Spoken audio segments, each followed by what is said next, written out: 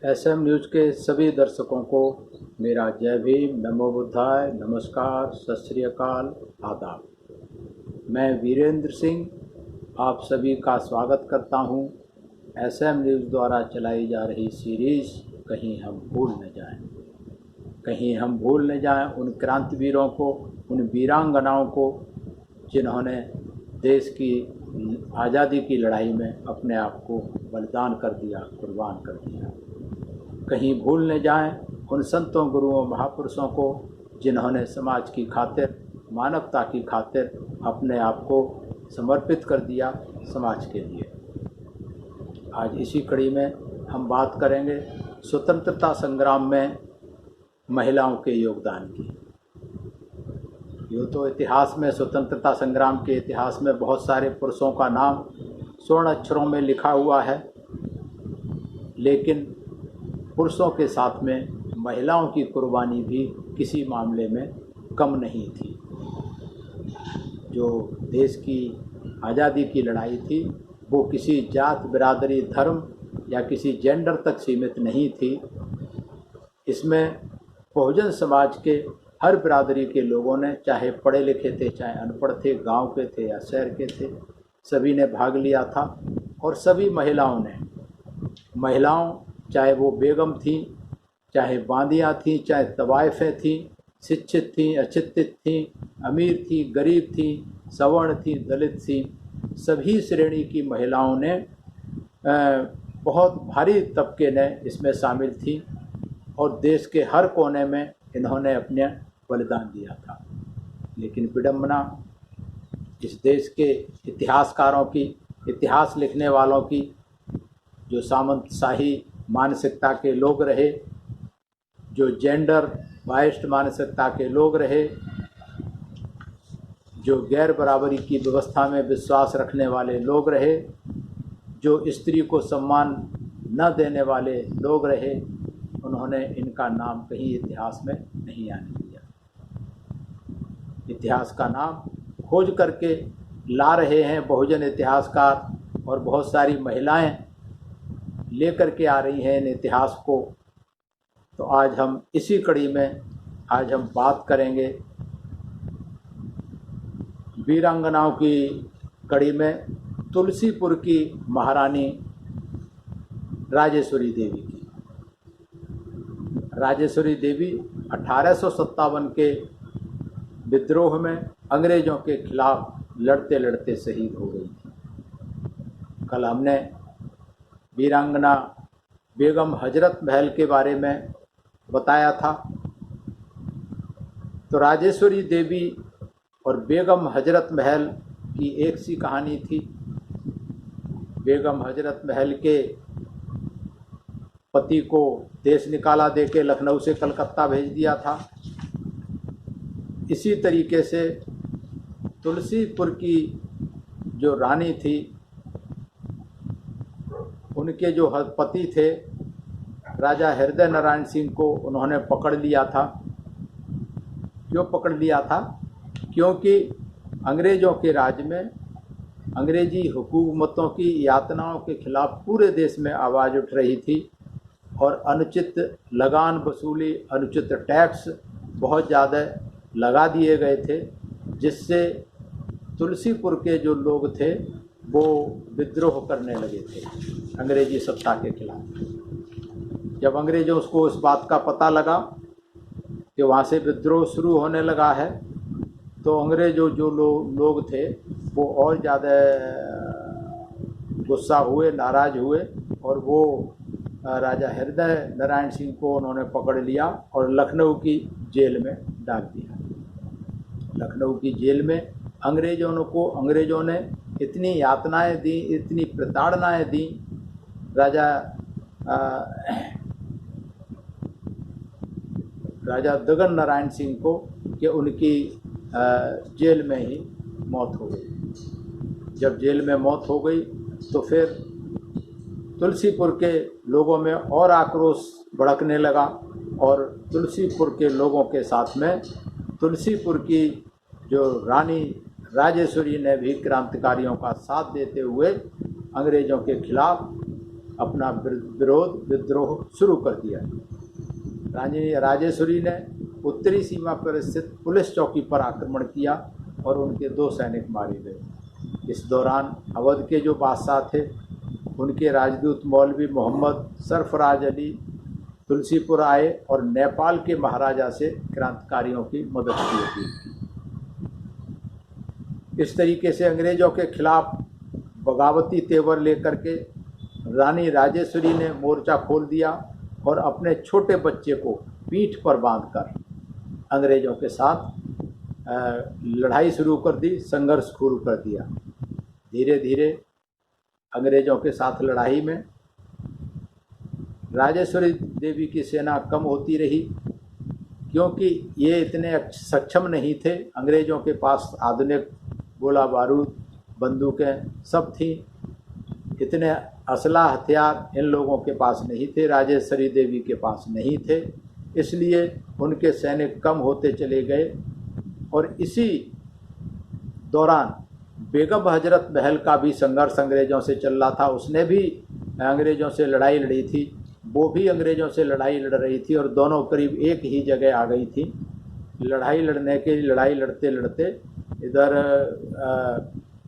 जब बेगम हजरत महल भी उसको लगा कि जीत नहीं पाएगी तो वो नेपाल की तरफ चली गई और बेगम हजरत महल की सुरक्षा के लिए रानी राजेश्वरी अंत तक लड़ती रही। अंग्रेज बेगम हजरत महल को छोड़कर राजेश्वरी के साथ संघर्ष करते रहे। इतनी देर में बेगम हजरत महल नेपाल के लिए सुरक्षित पहुंच गई, निकल गई जंगलों के रास्ते होते हुए। राजेश्वरी देवी के बारे में 2 कहानी हैं। एक तो यह है कि बेगम हजरत महल को उन्होंने निकाल दिया और खुद अंग्रेज़ों के साथ लड़ते लड़ते शहीद हो गई देश की खातिर। दूसरा ये भी लिखा है एक जगह कि जब बेगम हजरत महल नेपाल पहुंच गई तो राजेश्वरी देवी भी जब उनको लगा कि अंग्रेज़ों से जीत नहीं पाएंगे तो वो जंगल में होती हुई अपने बच्चे को लेकर के जो सोनार पर्वत के होते हुए नेपाल चली गई और वहाँ बेगम हजरत महल और सारे जो वहाँ शरण लेते थे, क्योंकि उस समय एक ये भी विडंबना थी कि भारत में जितने राजे रजवाड़े जो जमींदार साहूकार थे वो सब अंग्रेज़ों की मदद कर रहे थे, अपनी सेना अंग्रेज़ों को दे रहे थे भारत के विद्रोहियों को खिलाफ, और किसी को शरण भी नहीं दे रहे थे। तो धन्य हो नेपाल के उस समय के महाराजा जिन्होंने इन बहुत सारे क्रांतिकारियों को शरण दी थी नेपाल में। तो नेपाल में रानी राजेश्वरी भी अपने बच्चों को लेके जंगलों में भटकती हुई रहती हुई, जंगलों में घास और पत्ते खाती हुई, इस तरीके से अपने बच्चे को लेकर के वो भी नेपाल में चली गई थी।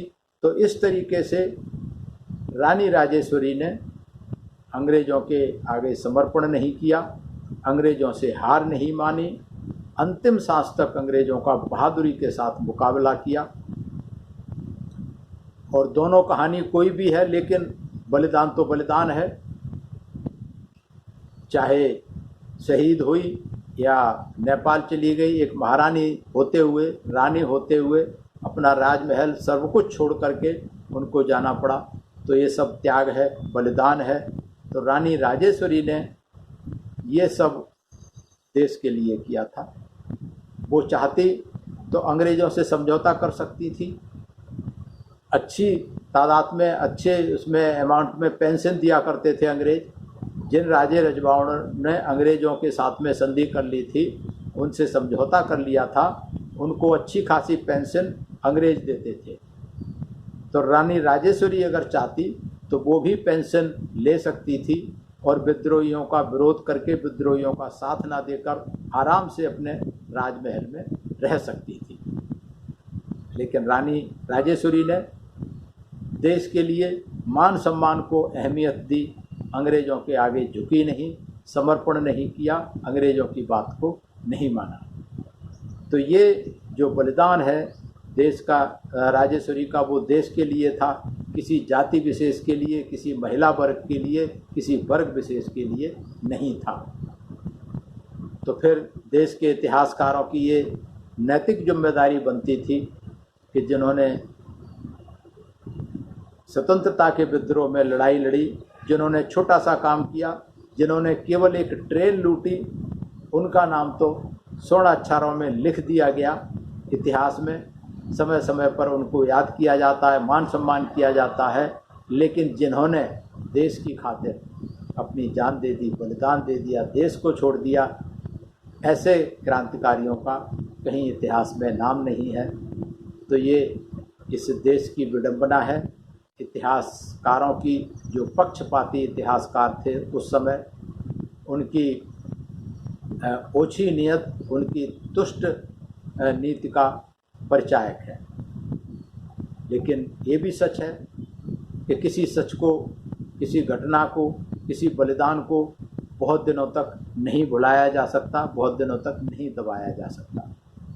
तो मैं धन्यवाद करता हूँ उन बहुजन इतिहासकारों का, मैं धन्यवाद करता हूँ गूगल सर्च और विकिपीडिया का, कि जो सभी वर्ग के, चाहे पुरुष हैं चाहे महिलाएं हैं, उनकी जानकारी, उनके बलिदान, उनकी कुर्बानी को लोगों को बता रहे हैं। और मैं धन्यवाद करता हूं सभी बहुजन इतिहासकारों का, जो खोज खोज के, ढूंढ ढूंढ करके बहुजन महापुरुषों का, महिलाओं का, वीरांगनाओं का इतिहास जनता के सामने ला रहे हैं। मैं धन्यवाद करता हूं SM न्यूज़ का, जिन्होंने ये सीरीज शुरू की कि कहीं हम भूल न जाएं। इसके माध्यम से SM न्यूज़, जो हमारे भूले बिसरे महापुरुष रहे, वीर और वीरांगनाएं रहीं, उनके इतिहास को जन जन तक पहुंचाने का काम कर रहा है। और मेरा निवेदन है सभी दर्शकों से कि आपके क्षेत्र में, आपके एरिया में, आपके गांव के आसपास, आपके शहर के आसपास कोई इस तरीके का बलिदानी, कोई वीर या वीरांगना या कोई ऐसा संत महापुरुष जिसने समाज के लिए काम किया, देश के लिए काम किया, उनका इतिहास, उनकी जानकारी SM न्यूज़ तक पहुंचाएं और SM न्यूज़ इसे जन जन तक पहुंचाने का काम करेगा। मैं धन्यवाद करता हूं आप सभी दर्शकों का, जो इस SM न्यूज़ की सीरीज़ को पसंद कर रहे हैं, लाइक कर रहे हैं और इसको जन जन तक पहुंचाने का काम कर रहे हैं, SM न्यूज़ का और मेरा हौसला अफजाई कर रहे हैं। मैं ये भी बताना चाहता हूं दर्शकों को कि SM न्यूज़ जो ये काम कर रहा है, या मैं अपना जो समय दे रहा हूं, आप लोगों को जानकारी दे रहा हूं, तो हम लोग मिशन पे बैक टू सोसाइटी के आधार पर काम कर रहे हैं। हम इससे कोई पैसा नहीं कमा रहे, ना मैं पैसा कमा रहा हूं, ना SM न्यूज़ इससे कोई पैसा कमा रहा है। हम अपनी नैतिक जिम्मेदारी समझ के कि जिस समाज से हम आए हैं, तो हमारी नैतिक जिम्मेदारी बनती है कि समाज को कुछ पे बैक करें। पे बैक क्या करना है? पे बैक 3 महत्वपूर्ण चीज़ें हैं जिसे कोई भी पे बैक कर सकता है, सबको करना चाहिए। वो 3 चीज़ें हैं ट्रिपल टी मतलब टाइम, टैलेंट एंड ट्रेजरी। कि आप अपना टाइम दें, बहुजन महापुरुषों का इतिहास खोजें, ढूंढें, उसके लिए टाइम दें। आप SM न्यूज़ तक पहुंचाएं, उसके लिए टाइम दें। आप SM न्यूज़ की सीरीज़ को देख रहे हैं, उसके लिए टाइम दें। और टैलेंट, कि अगर आपके पास ऐसी कोई जानकारी है जिसको आप जन जन तक पहुंचा सकते हैं, तो आप अपना टैलेंट है, आप कह सकते हैं, बता सकते हैं, तो आप SM न्यूज़ के माध्यम से आपका जो टैलेंट है, आपके अंदर जो जानकारी है, उसे आप जन जन तक पहुंचा सकते हैं। और तीसरा ट्रेजरी, अगर आपके पास टाइम नहीं है, अगर आपके पास टैलेंट है लेकिन उसके लिए देने के लिए टाइम नहीं है, तो आप आर्थिक रूप से सहयोग कर सकते हैं, समाज में जाकर के सहयोग कर सकते हैं। किसी गरीब विद्यार्थी को आप गोद लेकर के, अडॉप्ट करके उसके पढ़ाई लिखाई का खर्चा दे सकते हैं।